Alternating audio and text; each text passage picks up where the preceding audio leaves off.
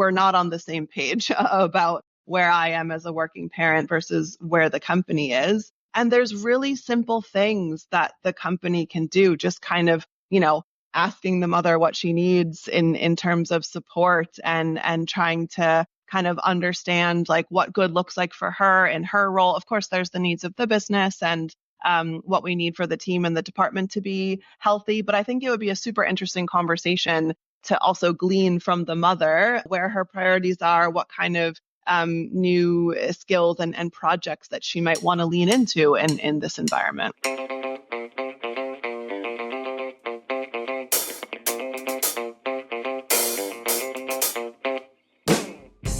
Hey, Krista. Hi, how are you? I'm good, thank you. Thank you so much for joining me. I'm really excited to talk to you because I think it's so interesting that nowadays we're getting to understand a little bit more about the intersection of working, parenting, and motherhood. Mm-hmm. And today, that is a really big topic.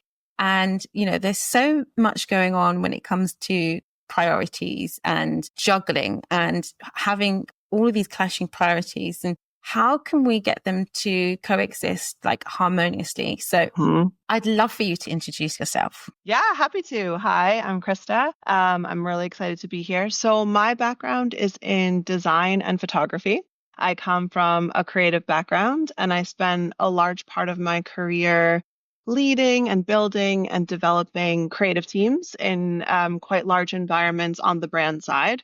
And I really loved that work. And when I reflected on that work, I realized that my favorite pieces and moments were really around hiring the team, developing the individuals, and also creating the culture and the environment in which to make amazing creative work. So with that kind of reflection, I started to build and invest in a coaching career for myself, kind of taking those key moments that were important to me. And I've recently really shifted my focus to coaching, and I built my business to serve the expat community. I'm living in Berlin. There's a really large, thriving international community. And I think the expat experience is one of such extremes, such high highs and low lows. That's how I describe it. And I think it can have a really dark side of like isolation and loneliness. And so I think coaching is so important in that phase of your life. And then as I started building the business and realized I was working with expats who are also parents, I saw an even more interesting opportunity to specialize because that's just an additional layer where support is so integral to your experience. If you're living as an expat parent, you're really building that village like one block at a time with intention and very actively. And I think coaching can be such a wonderful part of that. That's so interesting. Obviously, we're both expats and both mothers. So I very much relate. For people who don't understand what motherhood is like, right? And trying to juggle motherhood and trying to juggle motherhood and fatherhood, right? It's just not simplify it, just motherhood, but motherhood comes with a different set of challenges. Like, what is it specifically that mothers need? What type of support do they specifically need when it comes to coaching and to going back into working? I think what's really interesting, I will say I've noticed kind of two themes develop through the clients that I've worked with and the conversations that I've had where support is really needed and alignment, I would say, is needed. The first theme is around a real lack of support on the employer side when welcoming the parent back. And I don't mean some crazy infrastructure or some complicated process, even very simple things like a documented transition plan and expectation setting and open communication lines. These pieces are missing and are leading to dissatisfaction and frustration from the parent. And the other kind of theme I've observed that's creating a bit of a disconnect with parents returning to work. And, I'm working in Berlin where the maternity leave can be 12, 18 months. That's a long time to reflect, to think about your priorities. Maybe you're doing some really deep work there, defining your values, being very tight on what brings you the right energy, where you want to spend your time to show up as your best self. And once you've really learned that about yourself and gotten clear with yourself, you're re-entering an environment where maybe for the first time you're bumping up against a values misalignment or a feeling that, this is not the place I left, because I'm an entirely different person. I've like gone through a massive life transition. I'm coming through the other side in all of these new, wonderful, exciting ways. And I don't mean to say that it's insurmountable if you're bumping up against this misalignment. I think things can be worked through with expectation setting, communication, also advocating for yourself and what you need. But I do think that's an important piece that's not really openly discussed. That is literally my experience. Okay.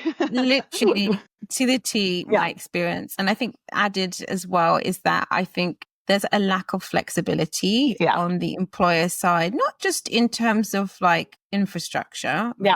You need, different times to start or finish, etc. I think that is a given. We know that. But I think there lacks the flexibility to understand that you have now developed different skills. And actually, when you come back, you want to be able to use those skills. I'm a much more efficient person than I am now. And women say all the time, they go, if you want something done, ask a mum. And the first year, no, that was not me, because I was still figuring it out and I wasn't working. So I didn't need to figure it out. I was on maternity leave. But once I got back to work and once I figured out my groove as such, the efficiency is off the chart. Sometimes people say to me, I don't know how you're doing all this. And I'm like, I actually don't know either. But for me, in what I can do in 4 minutes, just 4 minutes, will probably take someone an hour. I can just get it done. I'm like, washing needs to be hung up. That's not a 10-minute job. That's a 2-minute. That's a 2-minute job, and I can do that in between a call that's finished early, right, and the next call coming. Like that is. I think that's the skill set that you develop as a parent, not just as a mum, as a dad, because my partner's the same, we're juggling stuff. And I think that's also the other thing about having or being an expat family is that, yes, you don't have that village, is that you have each other. And so you're also building unique skills as parents out an extended family without a village. And so, I think that there is this unique position that organizations that specifically hire outside of their home country, right, that do a lot of recruiting outside. And as they mature, because companies mature, right, you will see companies start off young and it's going really fast. But eventually, as the company matures, so does the people. And as the people mature, so does their lifestyle. And as their lifestyle matures, then there comes kids, then comes marriage, whichever way you want to do it, right? But that means that the company also has to mature with them. And so for me, I think I've found that there's a disconnect between companies understanding the unique needs of their workforce and how to support them so they can still show up and thrive in the environment. Because at the moment, I think what happens a lot of the time is that you either fit back into the environment that doesn't necessarily fit you anymore, or you have to go. And there has to be some kind of balance, negotiation, especially as you get more and more people become parents in your workforce. Right. I wanted to talk to you about this study. I think we spoke about it before. So a recent Ipsos survey shows that 57% of women change employers after maternity leave. And that this study was done in the most recent year. And that's a significant increase from 48% just in 2022, right? And I wondered if you, from the work that you're doing and from your experiences, if you've seen what could possibly be driving that change in just these 2 years, that there's this disconnect between work and parenting. Not parenting, sorry. Let me go back. That's not parenting. That's mothers, specifically mothers. Right. Yeah, I think it's for sure the two things we just spoke about around the employer not being prepared to welcome the parent back in the right structure, and also the mother having a clear understanding of her own values and her own priorities. But as something else I would add is what you just started to mention around the real value of these new skills that the mother is bringing to the table around efficiency, clarity of focus. Like I read this other study around these amazing attributes of these returning mothers, and like there's no tolerance for busy work or BS or like things that don't have a clear goal in mind. And so this, and also, but mothers are still like warm and caring. So it's not that they're not these efficient robots, you know, they have this like really nice, well-rounded balance.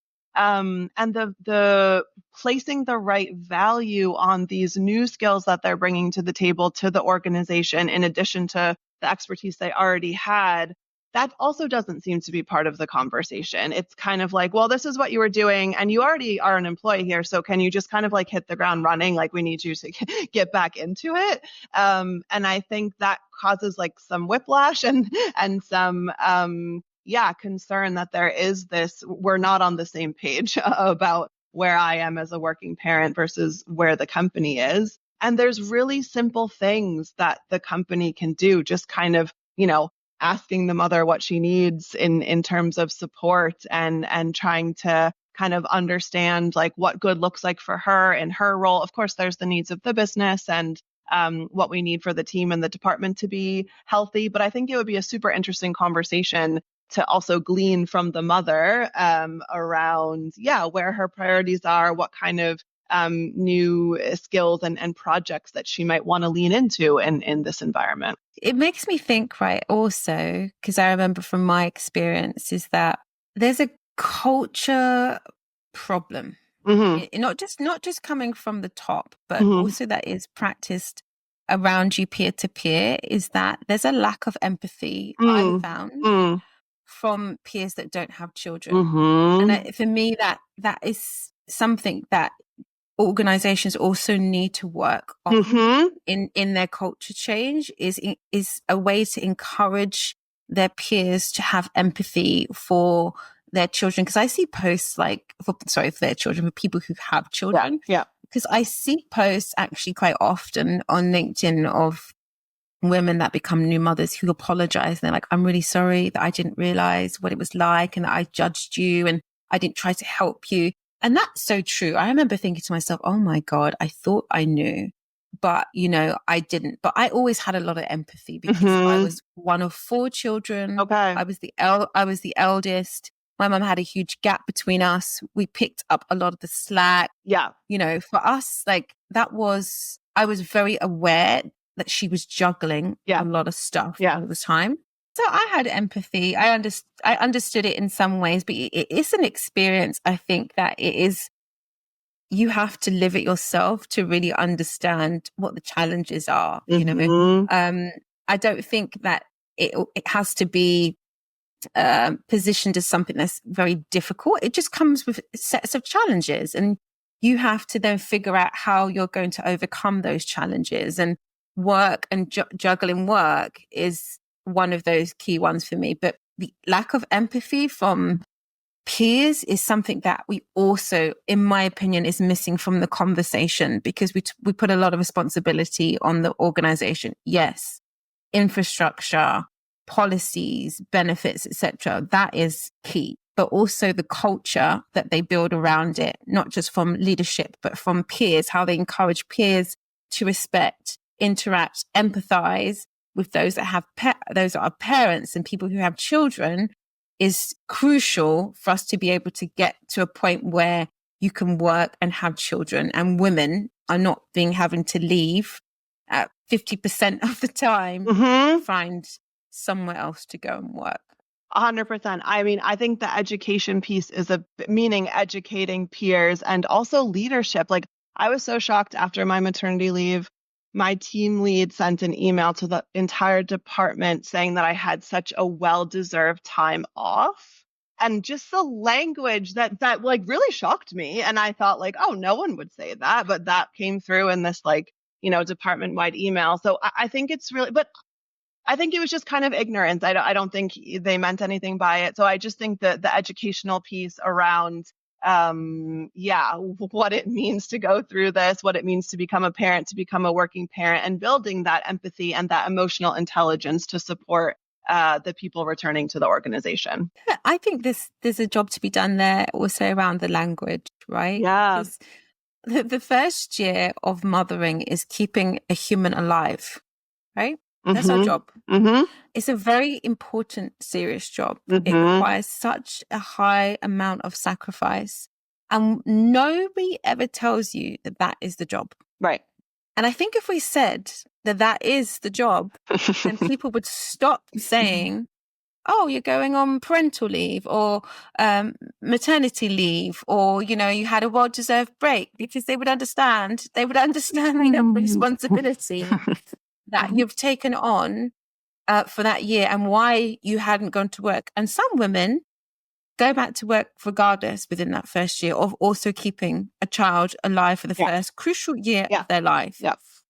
And so we have to pay respect to what the actual job is. And I think once we pay respect to what the actual job is, then everything else can kind of fall into line. You know, we're not marketing a campaign. Right. You know, we're not trying to balance budgets. You know, it's not an accountancy job. It's human life that we're talking about. Yes, it's human life that we've brought into the world, but it's human life that we are sustaining, and then we're nurturing, and then we're building it. Each stage of parenting is a completely different set of skills. The first year is keeping your child alive. That's your most crucial job. Yeah. And I think that we should be respecting that job a lot more. Yeah, I love that. I totally agree. Let's talk about flexibility. Because I think it's come up in every single one of these recordings that I've done, is that flexibility is key. It's funny because everybody's saying that men and women both want flexibility, right? But it's something that I think a lot of companies are like weaponizing against people in some ways, and it's maybe a bit of a carrot and stick scenario. So flexibility is key for particularly women as mothers, right? So how can women advocate for better flexibility in the workplace that their employers understand, so they can navigate this work-life balance a bit better? Do you have any tips? Yeah, I like what you just said, because the first thing I think of is making flexibility more concrete for the person that you're speaking with. Because I've also been in the role of the department lead, and flexibility can be a very scary word, especially when you're leading a big team. You don't have flexibility for your department. You hear that someone else needs it, and you're like, oh my God, how am I going to give you that? I don't have any to go around. So I think it can sound scary. And the way to do it is to make it concrete for you and your situation, so that your team lead or your manager doesn't have to guess what you mean. It's super clear for them. And the way that I would go about that, and the way I work with clients in my practice, is I like to start with a values definition exercise. And I think this is so interesting, regardless of what you want to advocate for, because I also believe that there's no just like, oh, every working mother should advocate for this. There's no blanket kind of statement, because everyone is so unique. And the values exercise is so interesting, because you have to get so clear with yourself on what's important to you. And I think you should really look at your top 2 values. I think they'll tell you so much. And if you only look to 2 of them, you have to be super concrete about what's the most important for you. The value of this exercise is your values are really a compass for you. So they show you what you should invest your time and energy in, what's going to kind of replenish you with energy and momentum. And then maybe even more importantly, they show you what to not spend your time on, where you should put a boundary, where you should say no. And I think that language is also very valuable, when you can say to yourself, oh, this is either a values misalignment, or this doesn't fit with my values, this doesn't fit with my priorities in this moment. And the reason I bring this up is because the clients I've worked with, it's so unique. I've never seen the top value come up twice for more than one person. And when you look at the top 2 together, then the uniqueness is really interesting. So I've seen in the number 1 spot, calm, autonomy, collaboration, growth, mine's connection. And I would make a different strategy for each of those situations. Like the person who needs calm, that's way different than the person who needs collaboration. So setting, like looking inwards, getting this insight and data on yourself and understanding like how that needs to show up for you in your workplace. Like the person who needs calm, there's some things about their work setup, like ideally they're in a remote first environment if possible. If they're in a hybrid environment, then like you can do a lot to regulate your at-home environment. What can you do to keep like maybe stimulation at a low in your office environment? And that advocation looks different than the person who wants like growth and collaboration. But that always makes it a very informed conversation, especially when working with a coach, when we know what those things are, and then we can strategize correctly. So yeah, back to the flexibility topic. I also see, the top values flowing into that. I don't, as you mentioned, flexibility is more than just working hours. Maybe it's like the types of projects or the team setup or the environment setup that allow you to do kind of your most like intrinsically aligned work. I love that. I'm actually loving this conversation. Yeah, good. Me too. It's very interesting. We could go on forever. I wanted to talk to you about money. Yeah. Because globally, women are statistically more likely to age in poverty and to die in poverty, right? And this is directly linked to the gender pay gap, but also care and responsibility. So when people say things like, have a great maternity leave, I think a lot of the time people forget is that majority of maternity leave is unpaid. It's low paid. And if you have multiple children, that's multiple years that you don't earn the same amount of money. And then you have a statistic, I can't remember what the number is, I'll find it, but huge percentage of women actually never go back into full-time work. Yeah. Which is what results in women having more chance to be poor as they get older, especially if they're not married. Right.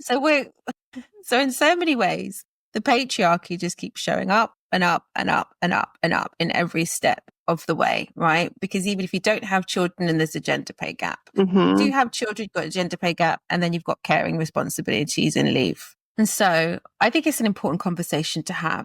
Money is a very important thing in the world that we live in, right? We live in a capitalist society. Money is survival. Not just opportunity, because that's if you've got more than enough money, but just the bare bones of money, the basics, is survival. And so it's about women's survival in the world, for them to be able to be independent and to be able to support themselves and advocate for themselves. And so I think that the conversations that we have around women, mothers, work, we miss out the conversation around money.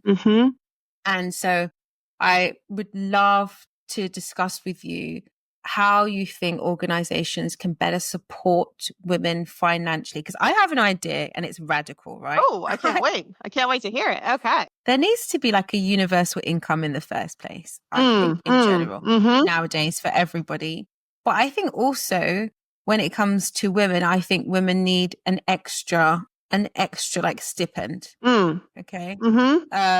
Because we've got period poverty, the pink pound or pink dollar, the things that we pay for that cost more money, that if you package it in men's stuff, it costs less. Then you've got the gender pay gap. Then you've got parental responsibilities and caring responsibilities, and that gap that impacts you later on in life. So I think that if we had some kind of universal salary for everybody, but organizations, when you're employed, pay some kind of stipend to women, and it can also help you come back to work and be appreciated. Totally. I think that would be a great solution. I know nobody's going to want to do it because we live in a capitalist society. Everybody thinks you should work for your money.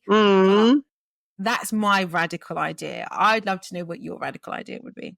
Yeah, I love that. I think that's amazing. I guess my I don't know if this is radical, but my focus is actually, or as you're talking, I'm thinking less in the construct of the organization and more around how I'm working with women one-on-one and the conversations that we're having around diversifying their income streams and like moving into either a portfolio career or upskilling them in other ways so that they can gain more independence, gain more wealth on their own. Because at the organization level, I am very aligned with your thinking. I think it would be slow progress there, candidly. And this idea that, yeah, the salary bands are based just at the role or seniority level, not at the gender level, of course, is great. But I think it's maybe more powerful, more impactful to each individual woman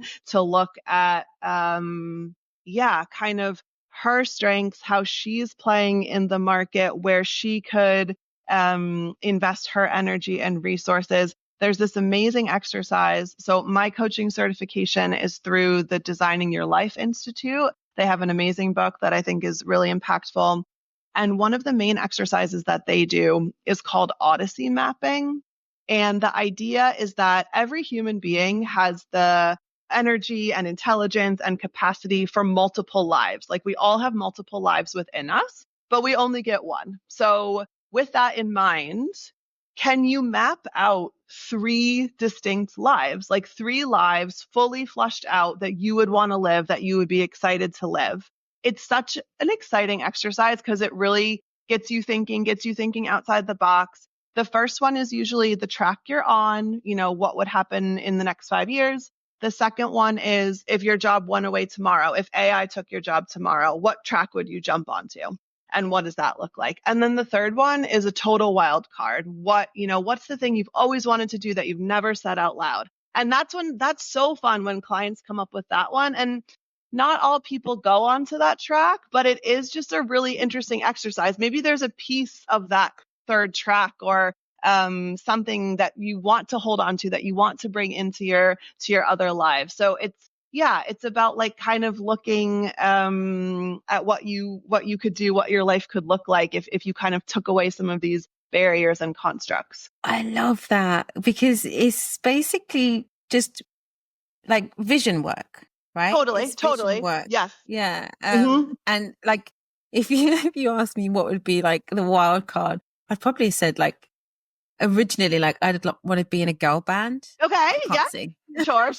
Yeah. Like I'm not good enough singer. Not like you need to be all the time, but I would have liked to have been a good enough singer to actually be in a girl band. Right. But I think there's an element of that I like performing, you know? Yeah. And I also like getting dressed up. Yeah. And I also like music and dancing, you know? And so those are the types of things that I bring into my life naturally. Right? So I always like to put on a good lipstick. Yep. I like to get my nails done. I'm going out for supper or I'm going somewhere. I like to get dressed up. Yeah. You know, I like to dance in my house. Me and my kid, we dance, we sing, we practice songs. You know, those are the types of things that help me to have that wild card kind of life in the current life that I'm in. So I really love that. I think that's something that's really amazing that other people could also practice. So thank you for sharing. Yeah. I wanted to talk about also, you know, language that we understand for ourselves and how we can articulate ourselves so that we're well understood. I've never really understood that I was overstimulated before until after I had a child. Same. Yeah, I never, I mean, and I obviously was overstimulated at times, but I didn't quite recognize it. But, you know, becoming a mum pushes you to your very extremes. Sometimes you've got no choice to just get staring you in the face, you know. How can we develop, right, the language amongst ourselves, but also for the people that we need to communicate with, to be able to articulate what it is that we are feeling and what it is that we need to be able to improve the situation that we're in or advocate for ourselves in those situations.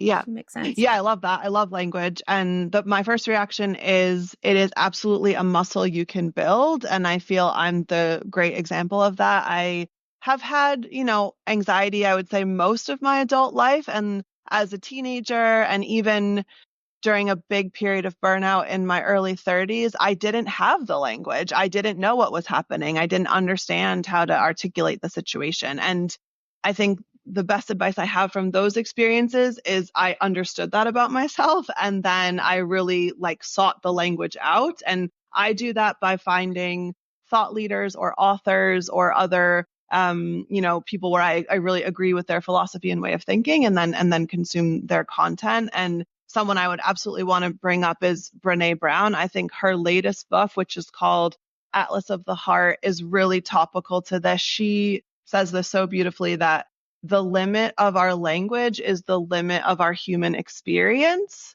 which I think is like very well articulated.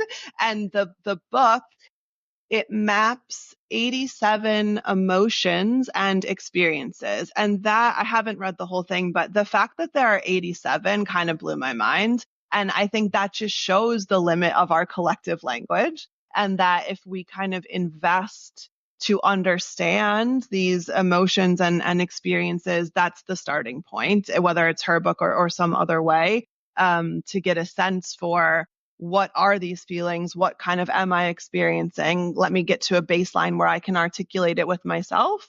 And then putting it to language in a professional setting, I think, is the additional layer. And you mentioned overstimulation.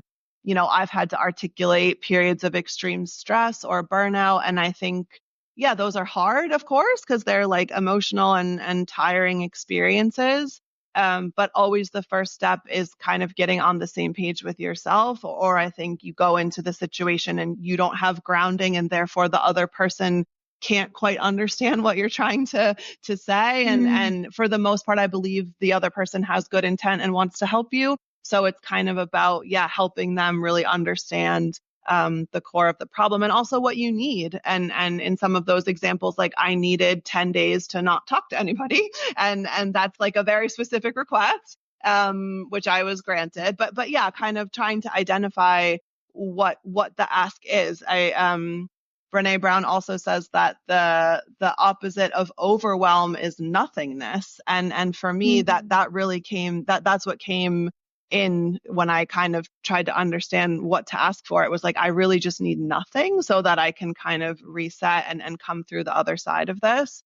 But yeah, I wouldn't have been able to get there if I didn't kind of sit with myself and get some other language to articulate it. For me, language is incredibly important. I'm not as sophisticated as you. I haven't read Brené Brown, but actually, for me, my love of language and articulation and communication started with drama school. Yeah. Because, you would read text after text, and actually for me, plays and acting, the training of acting has been so incredibly important for me in not just being able to communicate for myself, but also being able to understand. Because the way that you break down a text, the way that you break down dialogue, understanding just the nuances if you change a word, for example, is for me is what advanced my language skills. And then knowing that is on the other side of it is understanding that when I'm living in Germany and I don't have the language skills to be able to communicate for myself, and knowing like what level of language I have. So this is the baseline where I'm at, and this is what I can communicate so that the person understands what I need. Yeah. I think that's also another skill, is understanding what the level of understanding of the other person. Yes. So you can be able to communicate and they understand. It's not always communicating the same thing to every single person. And that's a key skill I think you learn when you come to a country and the main language is not your own. And everybody's learning, like something I learned when I went to work here, is that most people are speaking English as a second language. Right. So the way that I have had to navigate myself around my language is so unique, because I need you to understand me. And the Italian person who speaks perfect English, and their English is absolutely sublime, but it's a different type of comprehension, and so that to me has been a real learning on getting people to understand what it is that I'm trying to communicate in my first language, but in their second language. Yeah. And I think that's something that's almost, it's a good skill to learn, because it's kind of like what your emotions are, because your emotions are almost in your first language that might be in someone, in most of the time is in someone else's second language, because they're not there with you. Absolutely. And as you're talking, I'm just thinking of all these other examples, because this also shows up in the workplace. And, for me, being a creative in a very business oriented, consulting, analytical environment, I learned very quickly, if I don't speak like them and I am not able to use their language, they're not going to understand me. They're not going to buy into my ideas. I'm not going to get the budget to do what we need. So it really shows up in so many places. And I think some of that can come back to your ability, your emotional intelligence, your ability to read the room, to understand where someone else is coming from and maybe what their priorities are, and then shifting your language and your communication to kind of meet them where they are. Yeah. Totally. I completely agree. I think sometimes we forget that even if we're speaking just one, like it feels like one homogenous language, is that actually we're often speaking so many different versions of that language in order to get people to understand, to build relationships, to get results, that's also, I think, a conversation around language that we don't hear about enough and that we should explore a bit more. I want to finish our conversation on like the top things that organizations can do. And I want to talk about it based on stats, because there was a recent report that you sent me that was between the female lead and Pina. And they have stated in their study that 4 out of 5 women will have a child in their lifetime, which I was surprised by. I actually thought it was going to be like 60%, to be honest with you. I didn't realize it was so high. Right? So that's the vast majority of women are having children, right? And yet we treat motherhood like it's something we have not got used to, which is bizarre, because we're all here because of motherhood. we're all here for the same means, right? But with modern life, right, it's lacking this traditional village support that we used to have. How can our organizations be the villages that we need? They've got no choice now, essentially, right? Because we've moved on. They haven't moved on, but life has moved on. So they have to catch up. What are the top 2 to 3 things, it could be 1, right, that organizations should implement to better support people who are parents? Yeah. So on the community piece, I think that's super important. I would start there. Like my number 1 would be offer this person a mentor in a different department. I think mentorship is huge. I think having someone who doesn't work with you day to day, who has like a different perspective on you and your situation, maybe through their lived experience, they can give you some insight, some tools. And then also on the community piece, I think offering a space for parents to come together for some type of like parent community within the organization, whether that's monthly or what have you, but invest in that. Have interesting speakers come, have workshops on certain topics. I learned through becoming a parent, it's so essential to normalize the experience, because so many times it feels like, is this happening to everyone or is this just happening to me? I had that thought over and over again. So if you can make everyone feel like, oh no, this is what we're all experiencing, that's huge. I think at the employee, like at the individual level, I really recommend some type of transition plan and calling it that, because I do think it's important to acknowledge that this is a transition. This is a motivated, valued, trusted employee. They're coming back. They're ready to do their best work, but they cannot hit the ground running on day 1. So let's, make a 30, 60, 90-day plan. They don't need 6 months, but like they need a few weeks. And in those first few weeks, like be clear with them, who are the top 10 stakeholders they should meet with? What are the roadmap documents they should read? And what do you want to see from them in each of those 3 months, so that you both see that you're, that the parent is on track and doing kind of what the manager expects. I do think women are so excited to come back. They're ready to be with others and in collaboration, but they want kind of confirmation and assurance that they're on the right track, doing the right thing. And the manager can provide that through this just expectation setting and clear communication. And I think also as part of that plan, be clear what the metrics for success are, like what are we really, and don't make it 10 things, make it like 1 to 2 things that we're going to really look at in those first 3 months. So the woman can really feel that confidence and that assurance that she's doing the right thing for the business and can also contribute her unique perspective. Thank you so much. Yeah. Thank you. I think those are incredible tips. Yeah, thank you. I loved our conversation.